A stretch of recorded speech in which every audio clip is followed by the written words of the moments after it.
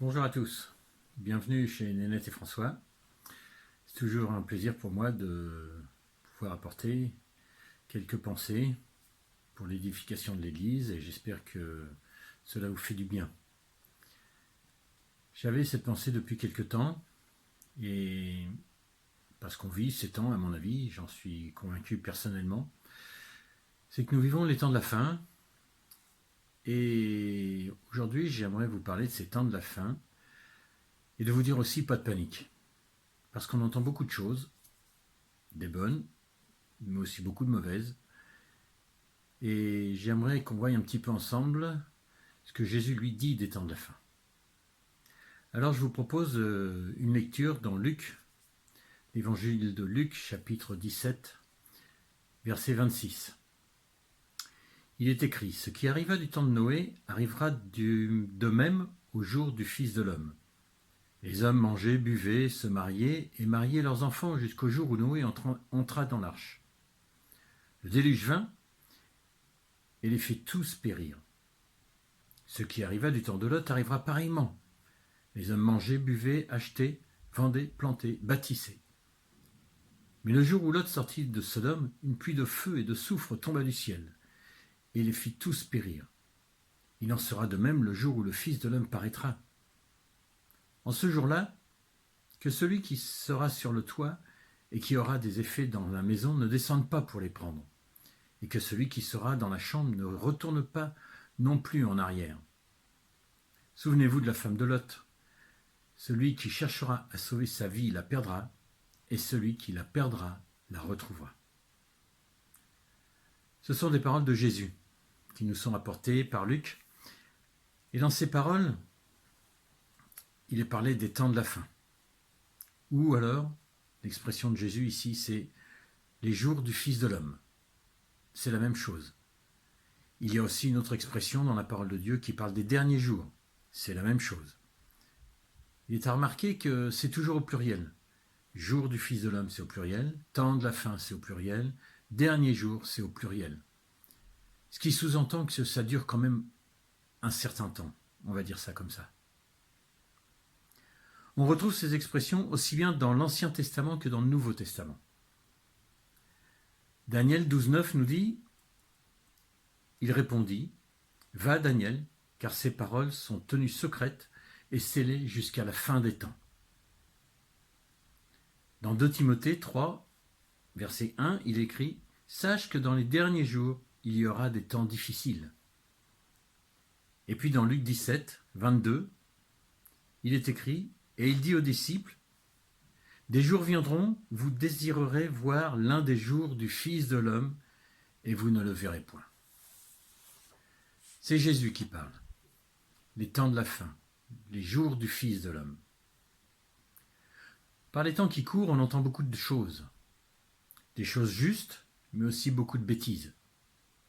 Certains sont capables de vous donner un retour de Jésus, alors que Matthieu 24, 36 nous dit « Pour ce qui est du jour et de l'heure, personne ne le sait, ni les anges des cieux, ni le Fils, mais le Père seul. » C'est comme ça.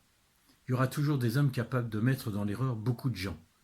Ce sont des discoureurs, des docteurs, c'est ce titre qu'ils se donnent souvent.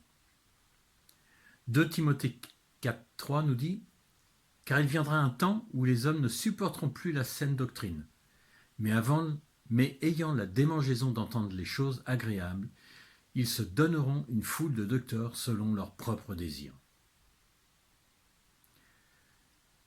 Soyons équilibrés et sachons écouter. Il faut être attentif à ce que l'on entend.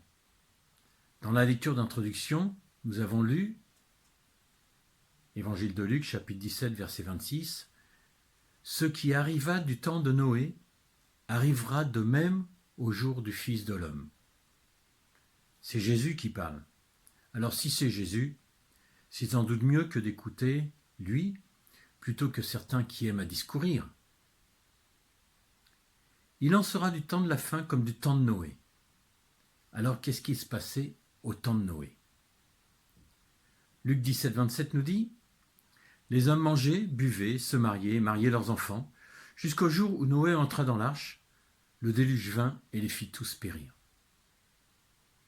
Et comme si ce n'était pas suffisant, le verset suivant, Jésus toujours nous dit, Luc 27, 28, « Ce qui arriva du temps de Lot arrivera pareillement. Les hommes mangeaient, buvaient, achetaient, vendaient, plantaient, bâtissaient. » Je vous rappelle que Lot était à Sodome, vivait à Sodome. Et ce qui arriva au temps de Lot, c'est ce qui arrivera au temps de la fin, Jésus le dit. Quand on regarde ces deux listes, elles sont presque identiques, mais la deuxième est complémentaire. Du temps de Noé, les hommes mangeaient, buvaient, se mariaient et mariaient leurs enfants. 4 activités.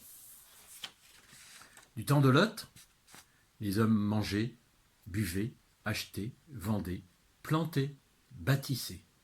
6 activités. On pourrait penser que c'est pas mal, et c'est vrai que ces choses ne sont pas interdites. Sauf que si Jésus insiste sur ce temps, les temps de la fin, en parlant de ces temps, on peut faire attention. Et on peut comprendre que ces verbes étaient sûrement mal conduits, avec excès, sans aucun doute.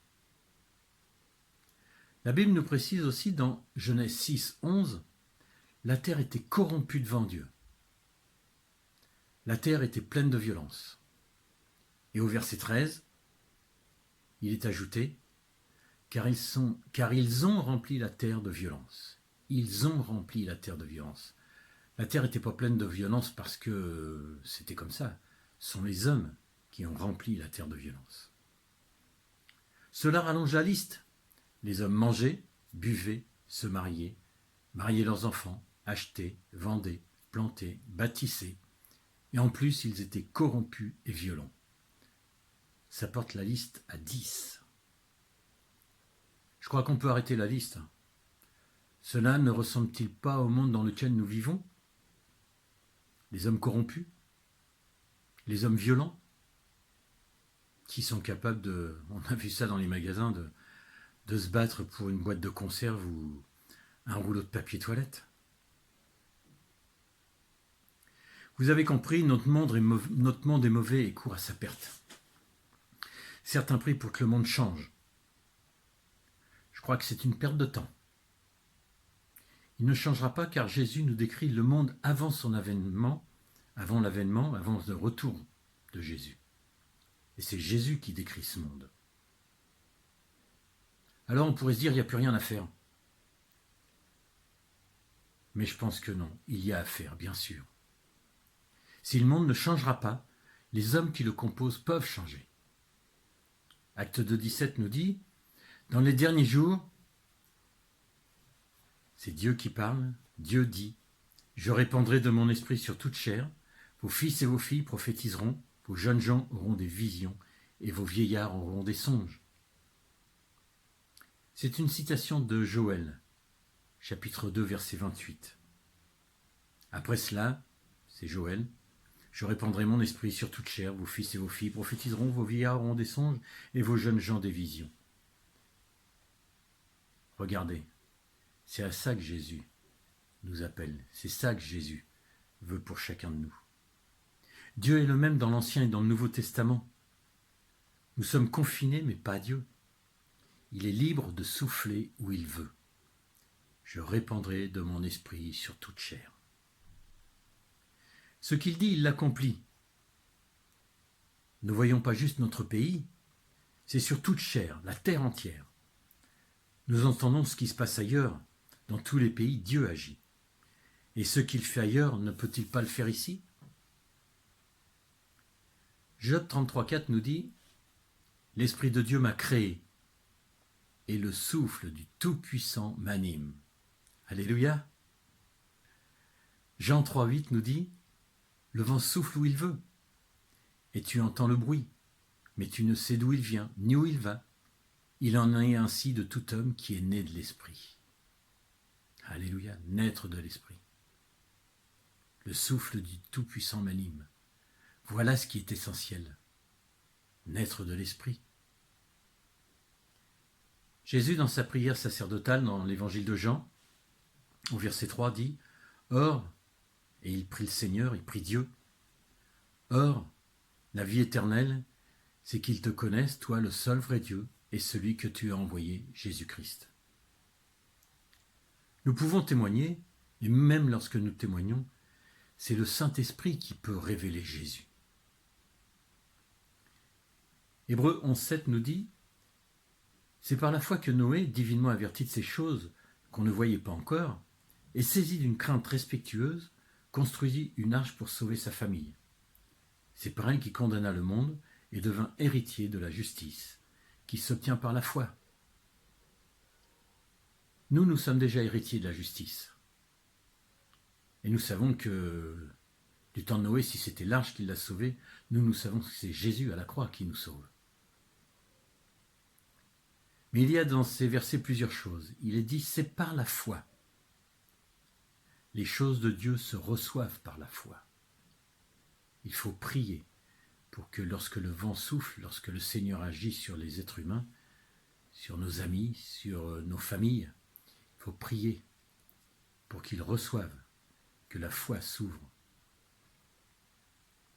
Noé avait une crainte respectueuse.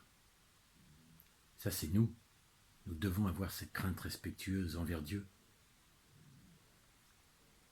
Et puis, si tout cela est dit, c'est pour nous, parce que nous sommes avertis de ce qui doit arriver. Nous savons ce qui arrivera. Jésus l'a dit, il en sera comme du temps de Noé. Ce qu'il le dit, il le fait. Dimanche matin, un des chants de Michaël et de Noémie disait « Guéris ce pays, répands sur lui ton esprit ». Oui, c'est d'une guérison que nous avons besoin, une guérison spirituelle, un souffle répandu par l'esprit. Le monde est inimitié contre Dieu, opposition totale entre le monde et Dieu, entre sa personne et le monde, entre les pensées de Dieu et les pensées du monde, inimitié. Ne pensons pas que ce monde va devenir meilleur à cause des moments que nous traversons. Il y a de super moments de soutien et de solidarité que nous voyons chaque jour à la télé, ce qui peut nous montrer que l'Esprit de Dieu peut encore souffler. Parfois, il faut peu de choses pour qu'une personne soit transformée. Ce sont les personnes qui peuvent changer, pas ce monde. Seuls, nous ne pouvons rien faire. Prions pour que le Saint-Esprit nous anime. Prions pour que dans nos prières, et prions pour que Dieu répande son esprit sur toute chair. Il l'a dit.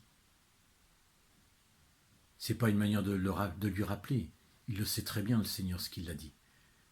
Mais c'est une manière de croire et de le dire au Seigneur qu'on croit à ce qu'il dit. Répands ton esprit sur toute chair. Il l'a promis. Qu'il agisse comme un souffle sur notre pays, pour nos familles, pour nos amis, pour nos voisins, pour nos enfants, nos petits-enfants, pour ceux qu'en ont. Tous en ont besoin. Nous en avons aussi besoin d'être renouvelés dans l'esprit. Mais tous ont besoin de ce souffle. Que nous puissions dire comme Job, je vous l'ai lu tout à l'heure, le souffle du Tout-Puissant m'anime. Que ce souffle du Tout-Puissant nous anime et anime ce pays. On va prier. Merci Seigneur. Merci pour la vie que tu nous as donnée. Merci pour ce souffle de vie que tu nous as donné. Oui, nous t'avons rencontré un jour, tu t'es laissé trouver et nous avons accepté Jésus. Je te rends grâce et je te bénis pour cela, Seigneur. Je te rends grâce parce que tu es infiniment bon avec nous. Et ma prière, Seigneur, dans ce temps difficile pour la planète, c'est que tu puisses, comme tu l'as dit, et tu le fais, j'en suis convaincu, c'est que tu puisses souffler encore de ce vent, de ton esprit, sur toute chair. On veut te présenter ceux qui sont prêts, Seigneur, nos familles, nos enfants, nos amis, ce pays, ceux à qui nous avons déjà parlé, ceux à qui nous avons déjà témoigné. Fais du bien à chacun, Seigneur. Révèle-toi pleinement, et que vraiment, Seigneur Jésus, tu puisses devenir le maître de tous ceux qui ont soif de toi, ceux qui te cherchent sans connaître ton nom, mais qui savent qu'il y a un Dieu vivant, éternel. Merci, Seigneur, d'agir. Merci de visiter ton peuple. Merci de faire de nous ces intercesseurs que tu désires. Je te rends grâce et je te bénis, Seigneur. À toi la gloire, Jésus. Amen. Voilà, à bientôt. Soyez bénis. Faites-vous du bien et continuez à prier les uns pour les autres.